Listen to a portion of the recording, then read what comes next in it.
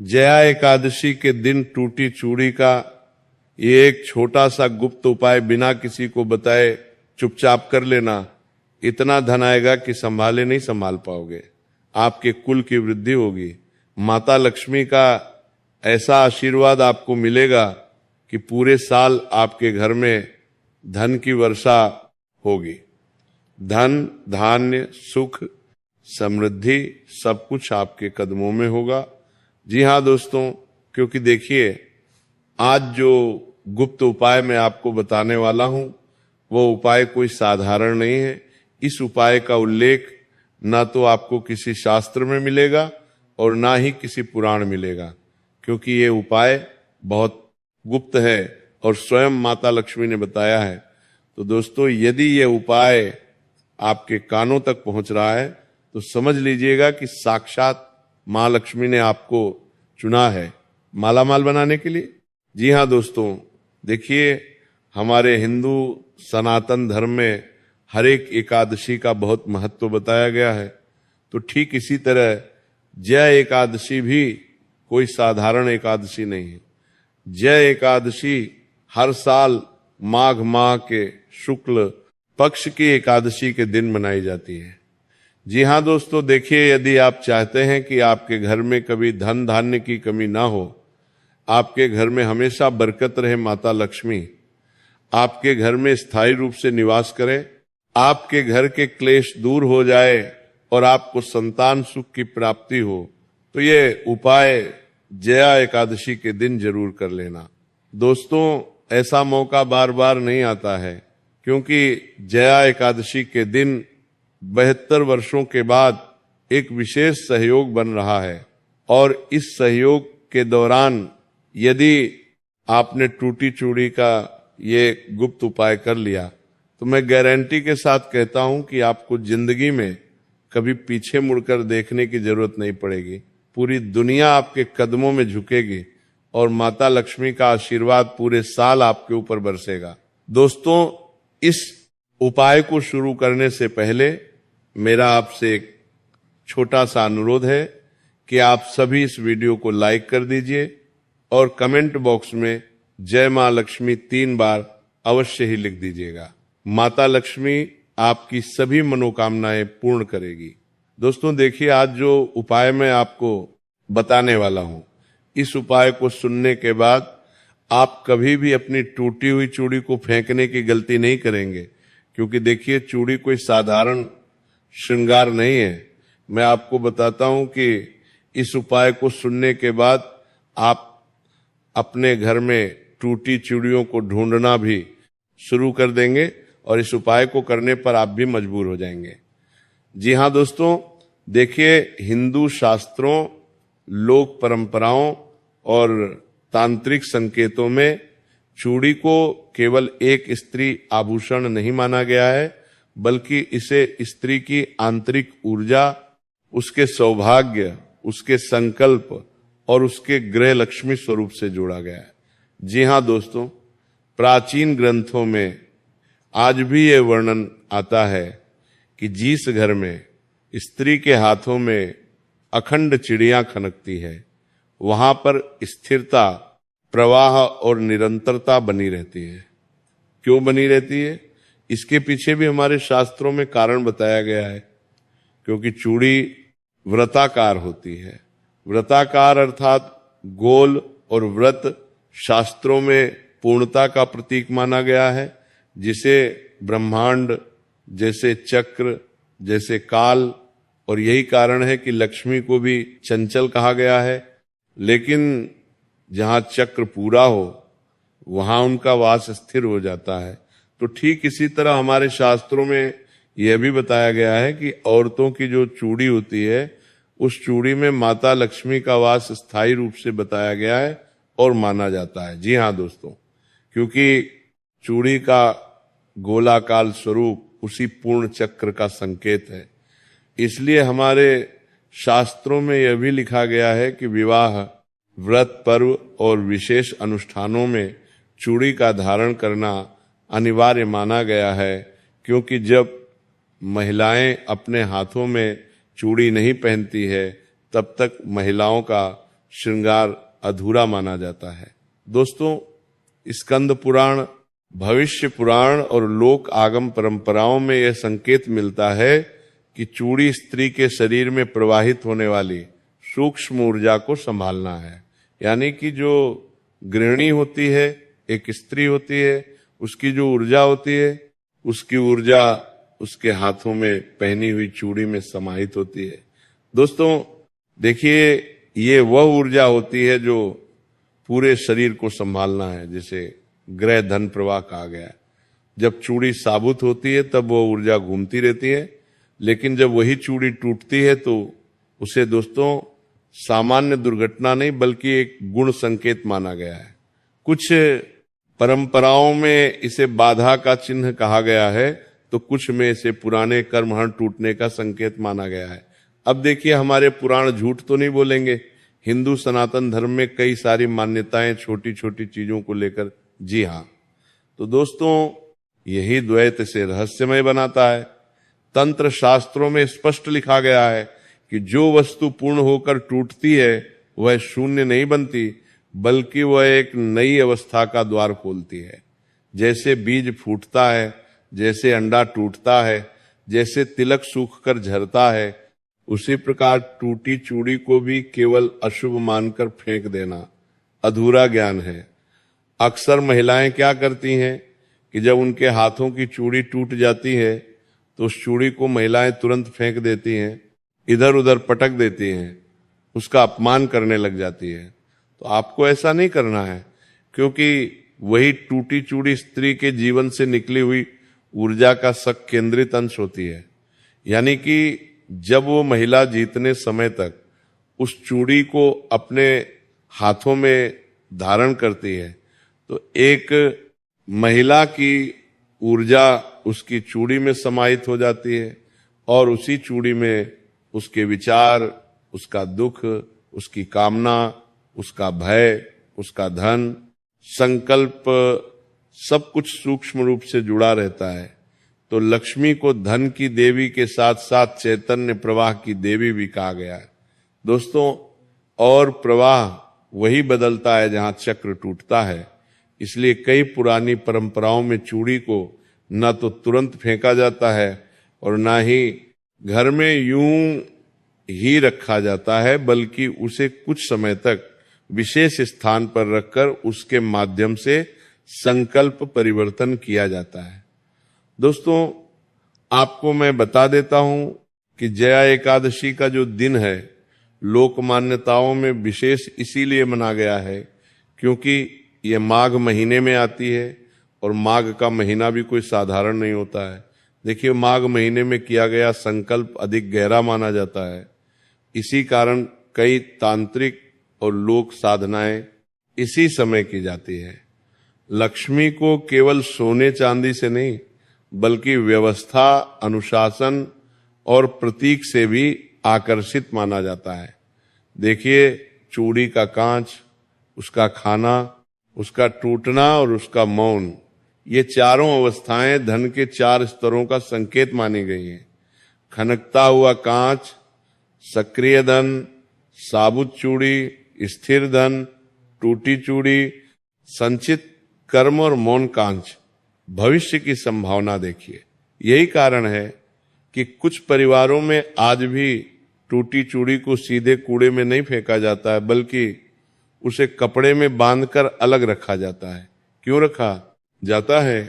क्योंकि मान्यता है कि जो व्यक्ति टूटी वस्तु का अपमान करता है वह उस ऊर्जा का अपमान करता है जिसने उसे पूर्णता दी थी। अब इसी गुण ज्ञान के आधार पर लोकतंत्र में एक गुप्त अनुष्ठान का उल्लेख मिलता है। दोस्तों, अपने कान खोलकर सुन लेना, क्योंकि जो उपाय अब मैं आपको बताने वाला हूं वो उपाय साधारण नहीं होगा और उसी उपाय की शुरुआत होने वाली है। लेकिन देखिए, मेरा आपसे एक अनुरोध है कि सिर्फ उपाय सुनने के बाद ही आप इस वीडियो को यही मत छोड़ देना, यही खत्म मत कर देना, क्योंकि उपाय के नियम, उपाय के संकल्प और उपाय की सावधानियां, इन तीनों स्तर, इन तीनों स्तंभ को भी आप जान लेना।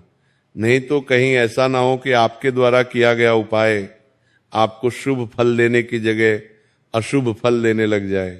क्योंकि देखिए, कई सारे लोगों की ऐसी आदत होती है कि वह सिर्फ उपाय को जानते हैं, अपने भले की बात जानते हैं, उसके बाद वीडियो को छोड़ देते हैं और फिर कुछ उच्च नीच होती है तो गुरुदेव को दोष देने लगते हैं, भगवान को दोष देने लगते हैं, कर्मों को दोष देने लगते हैं। तो आपको मैं बता देता हूं कि इस उपाय को सुनने के बाद आप इस उपाय से संबंधित संकल्प, इस उपाय से संबंधित सावधानियां और इस उपाय से संबंधित नियम भी सुन लेना। अब दोस्तों, लोकतंत्र में गुप्त अनुष्ठान का उल्लेख में मिलता है, जिसे बहुत कम लोग जानते हैं और उससे भी कम लोग सही भाव से करते हैं। कहा जाता है दोस्तों कि ये उपाय दिखावे के लिए नहीं किया जाता है, ये उपाय बल्कि स्वयं के भीतर धन प्रवाह को मोड़ने के लिए कहा जाता है। आपको क्या करना है, ध्यान से सुनिएगा कि इस प्रक्रिया में सबसे पहले टूटी चूड़ी को ध्यान से देखा जाता है। उसे दोष नहीं दिया जाता है, बल्कि यह स्वीकार किया जाता है कि जीवन का एक चक्र पूरा होकर टूटा है।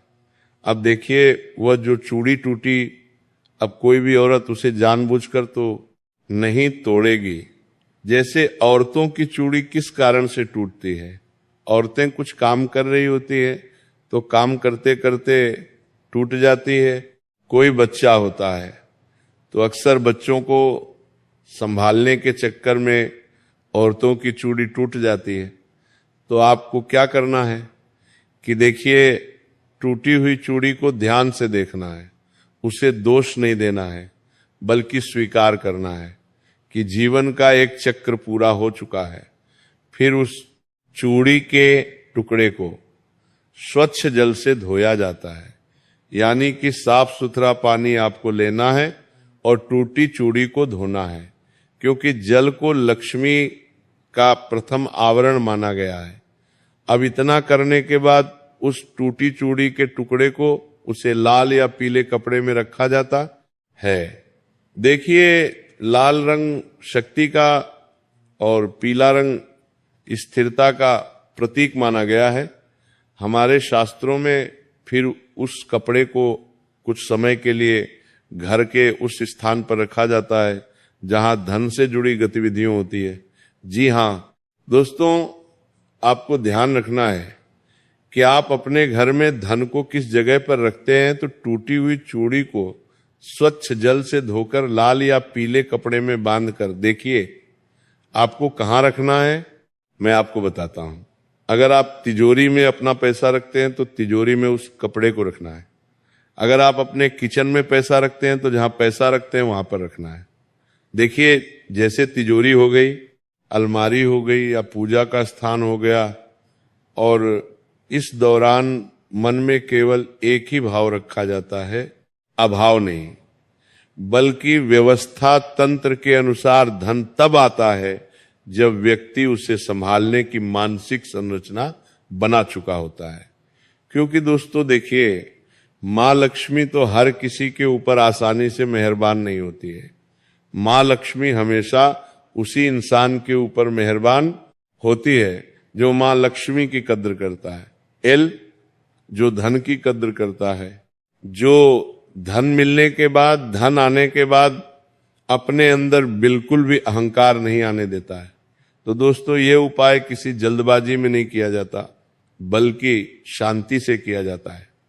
कहा जाता है कि जब व्यक्ति टूटी चूड़ी को देखकर भय नहीं बल्कि कृतज्ञ महसूस करता है, तब लक्ष्मी की चंचलता स्थिर होने लगती है। कुछ महिलाएं, कुछ लोग ऐसे होते हैं कि टूटी चूड़ी देखते ही घबरा जाते हैं, अशुभ घटना का संकेत मान लेते हैं। लेकिन मैंने आपको बताया है कि टूटी चूड़ी अशुभ घटना का संकेत नहीं है, बल्कि शुभ घटना का संकेत है। देखिए दोस्तों, इस पूरी प्रक्रिया का उद्देश्य बाहरी धन से पहले भीतर के धन भय को तोड़ना होता है। जी हाँ, देखिए, स्पष्ट बताया गया है हमारे शास्त्रों में कि लक्ष्मी उस घर में नहीं टिकती जहां धन को लेकर डर हो। कुछ लोगों को डर रहता है कि अगर मेरे पास अधिक मात्रा में धन आ गया तो मैं उस धन का क्या करूंगा। कुछ लोगों को इनकार आ जाता है कि अरे मेरे पास तो बहुत पैसा है, अब मैं जो चाहे वो कर सकता हूं। तो आपको ऐसा नहीं करना है। मैं आपको बता देता हूं कि उपाय के अंतिम चरण में जो बहुगुप्त माना गया है, उस चूड़ी को पृथ्वी को सौंप दिया जाता है, लेकिन ऐसे नहीं फेंक दिया जाए, बल्कि उसे मिट्टी में इस भाव से रखा जाता है कि जो टूटा है अब वो नए रूप में जन्म लेगा। जी हां दोस्तों, जैसे बीज, और यही वो क्षण माना जाता है जहां ऊर्जा, संचित ऊर्जा दिशा बदलती है। लोक मान्यताओं में कहा जाता है कि इसके बाद व्यक्ति के जीवन में धन को लेकर घटनाएं बदलने लगती है, कभी अवसर के रूप में, कभी जिम्मेदारी के रूप में, कभी ऐसे मार्ग से जहां उसने कल्पना भी नहीं की होती। तो ये सब चमत्कार की तरह दिखता है, लेकिन तंत्र इसे ऊर्जा के पूर्ण संयोजन का परिणाम मानता है। और यही कारण है कि इस उपाय को दिखावे से दूर चुपचाप और पूर्ण विश्वास के साथ करने की परंपरा रही है, और यही इसका सबसे बड़ा रहस्य है। अब दोस्तों देखिए, उपाय तो मैंने आपको बता दिया है, लेकिन इस उपाय से संबंधित नियम की बात अब मैं करने वाला हूं, संकल्प की बात अब मैं करने वाला हूं, और सावधानियां की बात अब मैं करने वाला हूं। तीनों स्तंभ है। देखिए, मैंने आपको सिर्फ सबसे पहला स्तंभ बताया है, उपाय, लेकिन हर उपाय के 4 स्तंभ होते हैं, क्रिया, नियम, संकल्प और सावधानियां। क्रिया बता दी है, अब बारी आती है नियमों की। देखिए दोस्तों, का सबसे पहला नियम सबसे खास और सबसे महत्वपूर्ण है कि यह उपाय किसी को दिखाने, किसी को सुनाने या प्रमाणित करने के लिए नहीं किया जाता है। तंत्र और लोक शास्त्रों में स्पष्ट कहा गया है कि जो साधना प्रचार के लिए की जाए वह प्रभाव को खो देती है। टूटी चूड़ी से जुड़ा यह उपाय भी केवल स्वयं के भीतर परिवर्तन के लिए है। दूसरा नियम यह है कि उपाय आप जब भी करें तो उस दिन अपना मन पूर्ण रूप से शांत हो, क्रोध भाई। तीसरा, ये हताशा की अवस्था में किया गया कोई भी अनुष्ठान उल्टा प्रभाव देता है, इसलिए आपको अपने मन को बिल्कुल शांत रखना है। अपने मन में बिल्कुल नकारात्मकता नहीं आने देनी है। इस उपाय को करते वक्त मन में शंका बिल्कुल भी आपको नहीं रखना है, क्योंकि दोस्तों देखिए, अगर उस समय व्यक्ति अपनी ही नकारात्मक ऊर्जा को सक्रिय कर देता है तो यह तो अनुष्ठान का उल्टा प्रभाव आपको दिखेगा ही दिखेगा। तीसरा नियम यह है कि उपाय के दिन किसी से उधार लिया हुआ धन, वस्तु या वचन अपने पास ना रखें। माना जाता है कि उधार की ऊर्जा संकल्प को कमजोर करती है। चौथा नियम यह है कि टूटी चूड़ी किसी और की नहीं, बल्कि उस स्त्री की हो जिसने उसे पहना हो। परंपराओं में कहा गया है कि ऊर्जा व्यक्तिगत होती है, उधार की ऊर्जा पर किया गया संकल्प फलित नहीं होता। तो देखिए, ये उपाय केवल वही महिलाएं करें जिस महिला की चूड़ी टूटी हुई है। ऐसा नहीं है कि आपकी चूड़ी टूटी और आपने किसी अन्य स्त्री को दे दिया, अन्य पुरुष को दे दी, नहीं, ऐसा बिल्कुल भी नहीं करना है। पांचवा नियम यह है कि उपाय से पहले घर की सफाई केवल बाहरी ही नहीं बल्कि भीतरी अवस्था भी हो। टूटे, बेकार और अनुपयोगी सामान को अलग कर देना आवश्यक माना गया है, क्योंकि लक्ष्मी को अव्यवस्था से विमुख बताया गया है। लेकिन संकल्प इस उपाय की आत्मा है। बिना संकल्प के किया गया उपाय केवल क्रिया बनकर रह जाता है। तो संकल्प करते समय दोस्तों ये अत्यंत आवश्यक है कि मन में धन की भूख नहीं हो, बल्कि धन की व्यवस्था का अभाव हो कि अगर मुझे पैसा मिल गया तो मैं उन पैसों की व्यवस्था कैसे करूंगा, उन पैसों की देखभाल कैसे करूंगा। शास्त्रों में कहा गया है कि जो धन को पकड़ने के लिए दौड़ता है, धन उससे दूर भागता है। जो स्वयं को धन के योग्य बनाता है, धन उसके पीछे चलता है, तो संकल्प लेते समय व्यक्ति को यह स्वीकार करना होता है कि अब तक जीवन में जो आर्थिक संतुलन रहा उसके लिए केवल परिस्थितियां नहीं बल्कि स्वयं के निर्णय भी जिम्मेदार रहे। संकल्प में यह वाक्य मन ही मन स्पष्ट होना चाहिए कि मैं धन को साधन मानता हूं, अहंकार नहीं सेवा का माध्यम मानता हूं, भय का कारण नहीं तो संकल्प लेते। समय किसी विशेष राशि, तारीख या परिणाम को तय नहीं किया जाता, क्योंकि परिणाम तय करना ईश्वर या प्रकृति के काम में हस्तक्षेप माना गया है। तो यही संकल्प वो होता है जिसमें व्यक्ति स्वयं को बदलने की घोषणा करता है, जो ना कि संसार को आदेश देता है। तो इसी कारण कहा गया है कि ये उपाय वही लोग करें जो भीतर से तैयार हो। केवल सुन्नी सुनाई बातों से प्रेरित होकर किया गया संकल्प खोखला माना गया है। इस उपाय के बाद सबसे बड़ी सावधानी यह है कि ये व्यक्ति से धन से जुड़ी शिकायतों से बचे। देखिए, बार बार ये कहना कि मेरे पास पैसे नहीं है, मेरे साथ ही ऐसा क्यों होता है, मेरी तो किस्मत ही खराब है, भगवान ना जाने मुझे ऐसे दिन क्यों दिखा रहे हैं, इस तरह के वाक्यों से आपको दूर रहना है, क्योंकि शास्त्रों में इसे धन निरोधक वाक्य कहा गया है। उपाय के बाद कम से कम कुछ समय तक ऐसे शब्दों से दूरी रखना आवश्यक माना गया है, क्योंकि ऐसे शब्द आपको उपायों के फल को फलीभूत नहीं होने देंगे। दूसरी सावधानी यह है कि ये उपाय के बाद अचानक आए अवसरों को छोटा या महत्वहीन ना समझे। लोक मान्यता है कि धन हमेशा सीधे रूप में नहीं आता, कई बार वह पहले जिम्मेदारी, काम या अवसर के रूप में आता है। तीसरी सावधानी यह है कि उपाय के बाद किसी भी प्रकार के जुए, लालच, शॉर्टकट या अनैतिक मार्ग से धन कमाने के विचार से दूर रहे। ऐसा करना उस ऊर्जा का अपमान माना गया है जिसे साधा गया है। चौथी सावधानी यह है कि उपाय के बाद कम से कम कुछ समय तक किसी का अपमान, विशेषकर स्त्रियों का अपमान तो ना ही करें, क्योंकि चूड़ी स्त्री ऊर्जा का प्रतीक है। उसका अनादर इस 1934 पूरे तंत्र को निष्फल कर देता है। लोक परंपराओं में कहा गया है कि उपाय के बाद कुछ समय तक अत्यधिक नशा, अत्यधिक आलस्य, अनियमित जीवन से दूरी बनानी चाहिए, क्योंकि ये सब चीजें आपके जीवन में नकारात्मकता को दोस्तों आमंत्रित करती है, बल्कि इतना कि शरीर और मन एक ही दिशा में चले लेकिन तपस्वी बन जाए। सुबह उठने का समय, भोजन का समय और सोने का समय बहुत अधिक व्यस्त ना हो।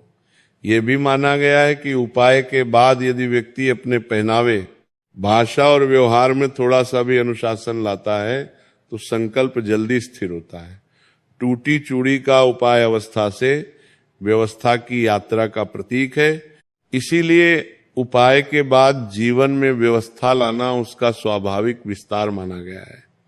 अब इस उपाय से जुड़ी सबसे गुप्त सावधानी यह है कि इसके बारे में बार बार सोचना नहीं चाहिए। जिस बीज को बार बार खोद कर देखा जाए वो अंकुरित नहीं होता। उपाय करने के बाद उसे मन से छोड़ देना ही उसकी पूर्णता है। जो व्यक्ति हर दिन ये देखने लगे कि अब क्या हुआ, अब कितना बदला, वह स्वयं ही प्रक्रिया को बाधित कर देता है। देखिए, विश्वास का अर्थ प्रतीक्षा नहीं बल्कि समर्पण है। यही कारण है कि पुराने समय में ऐसे उपायों के बाद साधक को सामान्य जीवन जीने की सलाह दी जाती थी। तो अब हम आप सभी को बता देता हूं कि दोस्तों, इस उपाय की समाप्ति यहीं पर होती है। अगर आप सभी को ये उपाय पसंद आया हो तो आप सभी इस उपाय को लाइक कर दीजिएगा। कमेंट बॉक्स में हमें इस उपाय को करने के बाद आपके जीवन में